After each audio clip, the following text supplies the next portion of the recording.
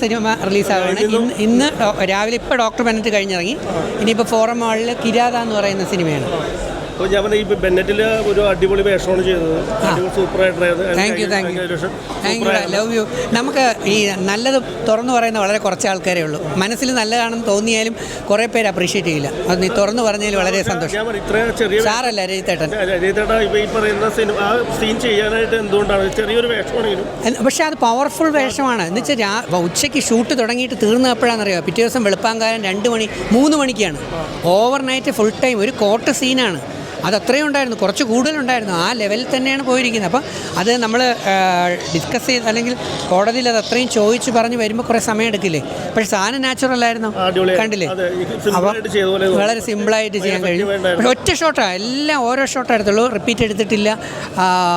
Director ഭയങ്കര happy ആയിരുന്നു. അതിന് കലാഭവൻ മധുചേട്ടൻ കെട്ടിപ്പിടിച്ച് അപ്രീഷിയേറ്റ് ചെയ്തു. കാരണം നമ്മളെപ്പോലെയുള്ളവർക്കൊക്കെ ഇങ്ങനെ നിങ്ങളെപ്പോലെയുള്ളവർ പറയുമ്പോഴാണ് ഒരു സന്തോഷം ഉണ്ടാവുക. കിരാത ഇന്ന് ഉച്ചയ്ക്ക് ശേഷമാണ്. അത് ഒരു കോളേജ് സാറ് തന്നെയാണ്. പക്ഷേ കോളേജിൻ്റെ റൊമാൻസ് പ്ലസ് ഹൊററാണ് അതിനകത്ത് വരുന്നത്. അത് ത്രൂ ഔട്ട് പോകുന്നൊരു ക്യാരക്ടറാണ്. കോളേജിൽ ഒരുപാട് ഇൻസിഡൻസ് ഉണ്ടാകുന്നു. ആ ഇൻസിഡൻസുകളിലെല്ലാം ഞാൻ പങ്കാളിയാവുന്നു. പിന്നെ ഞാൻ പറഞ്ഞാൽ കേൾക്കാത്ത തലങ്ങളിൽ ചില കുട്ടികൾ പോകുമ്പോൾ ഉണ്ടാകുന്ന ചില ഇൻസിഡൻസുകളാണ് അതിനകത്ത് വരുന്ന പ്രതിപാദ്യ വിഷയം.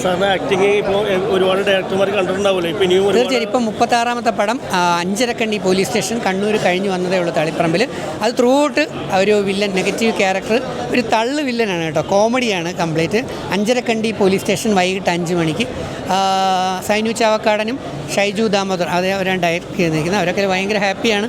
പിന്നെ നമ്മുടെ ഉള്ളിൽ കിടക്കുന്ന ആ ഒരു എന്താ പറയുക, ഒരു പാഷനാണ്.